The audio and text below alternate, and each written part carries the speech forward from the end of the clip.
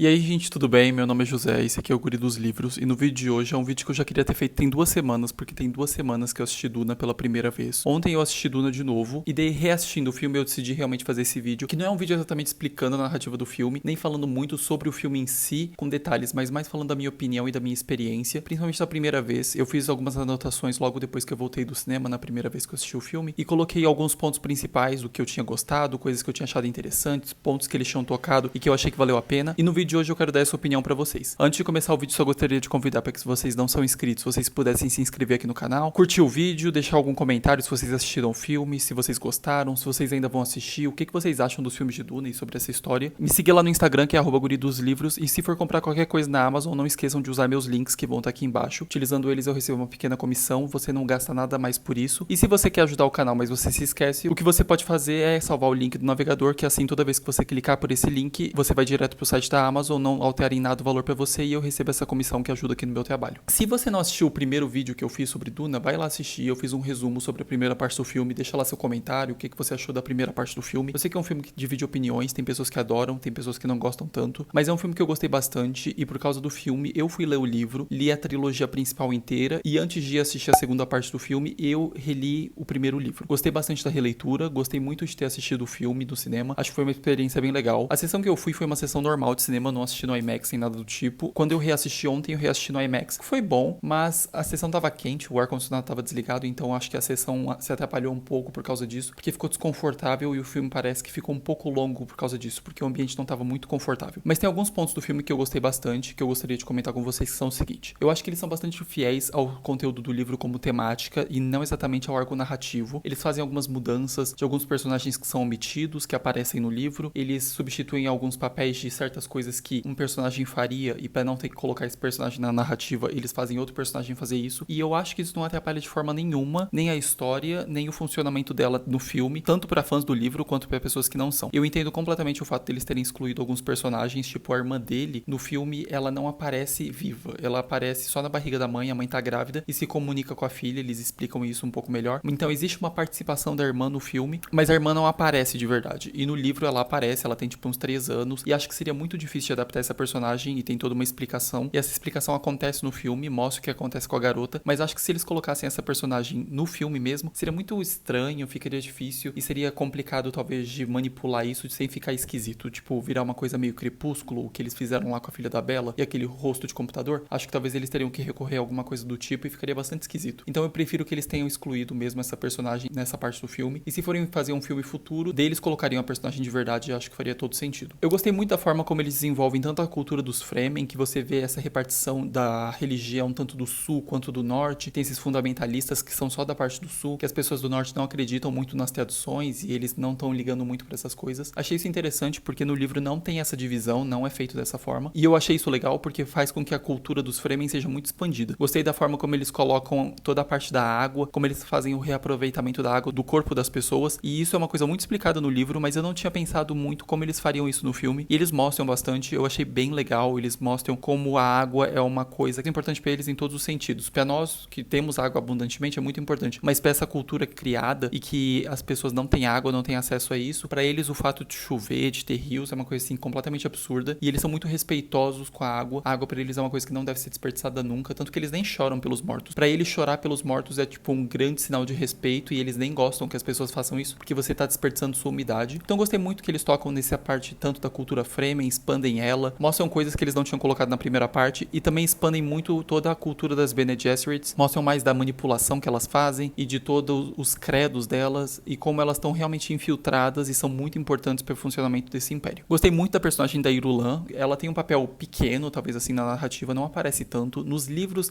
você sabe quem ela é, mas ela não aparece ativamente na história, ela aparece em todos os capítulos porque tem tipo um prefácio em cada capítulo escrito por essa personagem, mas ela não é explorada no primeiro livro. E eu gostei deles terem colocado ela no filme e gostei muito da atuação da Florence Pugh, eu achei que foi muito interessante. Não é muito grande, mas gostei da personagem. Gostei muito da personagem da Lady Jessica na segunda parte, acho que ela tá muito importante, muito imponente e ela faz um papel muito bom e muito bem feito. Também gostei muito da personagem da Shani, acho que eles fazem ela crescer muito. No livro ela é uma personagem bem menor e muito mais assim, que tá do lado do Paul do que qualquer outra coisa, do lado em relação a apoiar os planos dele. E no filme eles fizeram ela ter muito mais poder e voz e características. No livro ela tinha, mas ela é uma personagem mais secundária e no filme ela se tornou uma personagem muito principal, eu gostei bastante disso. E a Zendaya tá fazendo um trabalho muito bem feito, eu achei. A atuação dela tá muito boa. O personagem do Paul também gostei bastante, acho que tá um personagem muito bom, muito conciso. São personagens principais da trama que eu acho que fazem ela correr muito bem. Tanto que o filme é muito pautado no Paul, né? Então se ele não fizesse um trabalho bem feito, se tornaria um filme cansativo. Porque é um filme de 2 horas e meia, 2 horas e 40. E se o ator não fizesse o personagem de uma forma bem feita e de uma forma interessante, cansaria todo mundo e as pessoas não teriam muita paciência, né? Uma coisa que eu já tinha percebido no primeiro filme e que eu continuo achando nesse segundo, e talvez no segundo seja mais importante do que no primeiro, é a música. A música dos filmes de Duna não estão ali só pra complementar a história, mas eu acho que eles são tão importantes pra narrativa quanto a própria história. Eu acho que o filme sem a música seria muito mais pobre e a música sem o filme também.